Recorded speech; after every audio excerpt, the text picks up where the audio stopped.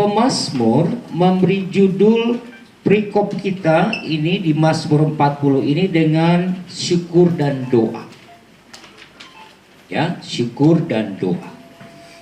Apa latar belakang dari pemazmur ketika menuliskan apa yang menjadi bacaan dalam perikop ini?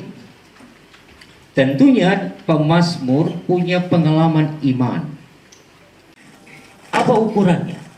Ketika orang disebut bahagia atau berbahagia dalam hidup, apakah ketika dia mendapatkan banyak berkat-berkat Tuhan baru disebut bahagia? Apakah kalau naik pangkat, naik golongan, dapat jabatan, barulah orang itu memproklamirkan bahwa saya ada dalam kebahagiaan karena karir saya membaik?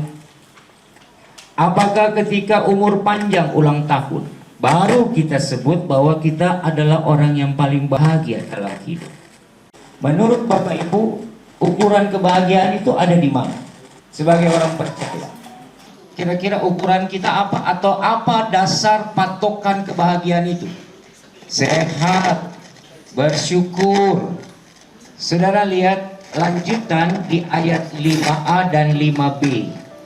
Dikatakan di ayat 5 begini, berbahagialah orang, gitu ya, berbahagialah orang. Yang mana? Yang menaruh kepercayaannya pada Tuhan. Itu satu indikatornya. Jadi orang yang disebut berbahagia adalah orang yang hidupnya dibangun dalam keyakinan iman yang totalitas kepada Allah. Dia tidak lari kiri kanan atau mencari alternatif lain dalam hidup. Ketika menantikan jawaban Tuhan terlalu lama, ketika menganggap doa-doanya tidak dijawab dan direspon, orang yang bertahan, orang yang selalu taat, setia, menantikan jawaban Tuhan atas hidupnya, maka dia adalah orang yang berbahagia. Karena selalu meletakkan kepercayaannya hanya kepada Tuhan, bukan kepada yang lain.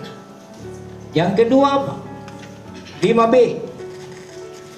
Berbahagialah orang yang tidak berpaling kepada orang angkuh, yang tidak membangun hidup di dalam kesombongan, ketinggihatian, keangkuhan, arogansi dan sebagainya. Dengan kata lain, antitesisnya mau mengatakan bahwa orang yang berbahagia adalah orang yang hidup rendah hati. Yang ketiga, berbahagialah orang yang apa? Yang tidak menyimpang kepada kebohongan. Dengan kata lain, pemazmur mau bilang, bangun hidupmu dalam kejujuran, bangun hidupmu dalam keterbukaan, bangun hidupmu di dalam keadaan yang apa adanya.